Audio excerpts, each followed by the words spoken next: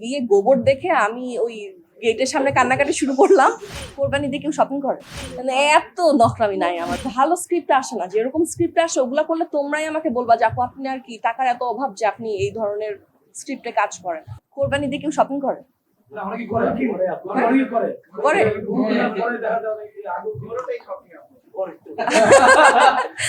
Google মানে দেখি আমি সবসময় খাসি কোরবানি দেই, তো আম্মা গরু দেয় দেখে আমি খাসি দিতাম। সো এবার শ্বশুর বাড়ি তো শ্বশুর গরু কোরবানি দিবে, আমি খাসি কোরবানি দিব।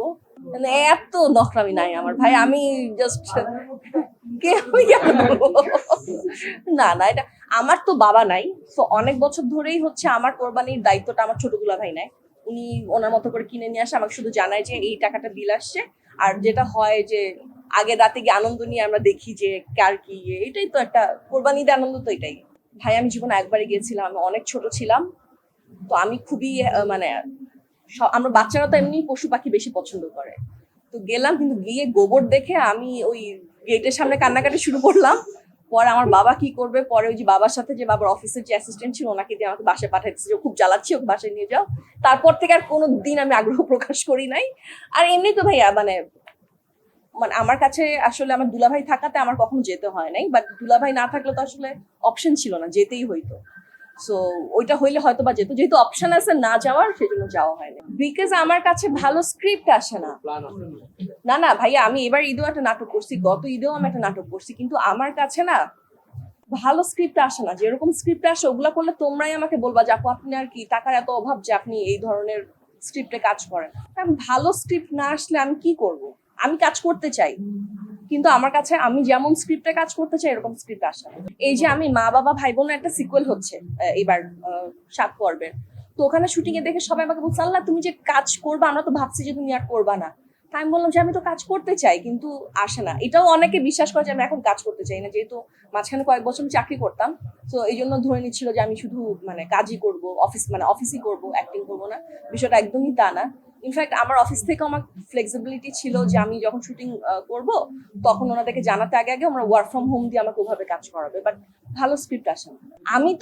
আমি তো মাসে 22 দিন কাজ করতে চাই। আগে যেরকম কাজ করতাম শুক্র শনিবারের প্রতিদিন, আমি সেভাবেই কাজ করতে চাই, কিন্তু স্ক্রিপ্ট তো আসা লাগবে। স্ক্রিপ্ট আসলে আমার কাজ করতে কোনোই সমস্যা নেই, আমি আরো হ্যাপি। আমি ফুটবল খেলা তো আগ্রহ নিয়ে দেখি না, আমি ক্রিকেট খুব মনোযোগ দিয়ে দেখি। মানে ধরেন বাংলাদেশে খেলা হলে আমি মিস করার চেষ্টা মানে না করি, হ্যাঁ পতাকা চিনি, কিন্তু আমি আসলে ফুটবলে সত্যি কথা বলতে কোনো টিম সাপোর্ট করি না। ইনফ্যাক্ট একটা ব্র্যান্ড থেকে আমাকে পিআর পাঠাতে চায়, তো জিজ্ঞেস করলো যে আপু আপনার ভাইয়ের জন্য পাঠাবো, তো কি পাঠাবো? তা আমি আমার হাজবেন্ডকে জিজ্ঞেস করলাম যে তোমার জন্য কি পাঠাবে টি শার্ট? তো ও বললো যে ব্রাজিলের পাঠাক। আমার মনে ও খুব একটা দেখে না। পরে বললাম যে আচ্ছা ওর জন্য যেহেতু ব্রাজিল বললো, তাহলে আমার জন্য আর্জেন্টিনা পাঠানো, তাহলে দুইটাই থাকলো বাসায়। কিন্তু আমি যে কোনো টিম সাপোর্ট করি বিষয়টা তা না। সাকিব তো আসলে আমাদের দেশের, আমি বলবো একটা আসলে বাংলাদেশের ক্রিকেটের ইতিহাসে সাকিব খুবই গুরুত্বপূর্ণ একটা প্লেয়ার। আমি সাকিবকে মিস করি। আমি শুধু সাকিবকে, আমি মাশরাফিকেও মিস করি। আমি হচ্ছে আগের যে পঞ্চ পাণ্ডবের যে বিষয়টা ছিল, রিয়াদ ভাই ছিল, মুশফিক ভাই ছিল, ওই টাইমটাকেই আমি আসলে ক্রিকেটার মিস করি। আর আমি এত বড় একটা মানুষ, আমার বয়স 35 বছর, আমাকে কি সাপোর্ট দিবে? আমি এখানে কাজ করি গত 15-16 বছর ধরে। দেখেন ফ্রিডম, আমি ওর কাজ নিয়ে আমি কিছু বলি, ও আমার কাজ নিয়ে কেন মন্তব্য করবে? যার যার ক্যারিয়ার তার ও ব্যাংকে কাজ করে, ও ব্যাংকে যায়, আমি অভিনয় করি, আমি সেটে যাই, এটা আমার কাজ। এবং আমি গত 15-16 বছর ধরে, মানে আমি বলবো আমার প্রপার বুঝজ্ঞান হওয়ার আগে আমি 19 বছর বয়স থেকে এখানে কাজ করতেছি। সো এটা তো আমার প্যাশনের জায়গা, আমার ভালোবাসার জায়গা, আমার কাজের জায়গা। আমাকে সবাই চেনে বলে, এটা বলেন আমার জামাটা কিনেছি আমি এখানকার টাকা দিয়ে, আমার জীবনে যা কিছু আমি করি সেটা সব এইখানে কাজ করে যে অর্থটা আমি ইনকাম করছি সেটা দিয়ে। সো এখানে আসলে সাপোর্ট না করা, এটা আমার কাছে এই প্রশ্নটা আমার একদম পছন্দ না, যে আপনারা মেয়েদের বিয়ে হলে জিজ্ঞেস করেন যে আপনারা কি বিয়ের পর কাজ করবেন, ছেলেদেরকে এই কোয়েশ্চেন গুলো করেন না।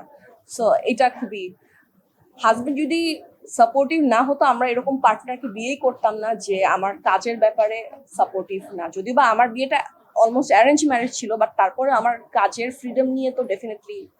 আর এমন নিশ্চয়ই কেউ আমাকে বিয়েও করতে চাবে না যে চাবে না আমি এখানে কাজ করি, কারণ তার জন্য পৃথিবীতে ছেলে মেয়ের অভাব নাই। ও চাইলে যে কোনো কাউকেই বিয়ে করতে পারতো। সো ওর যদি মনে হতো যে আমার এই কাজটা ওর পছন্দ না, ও নিশ্চয়ই আমাকে বিয়ে করতে চাইতো।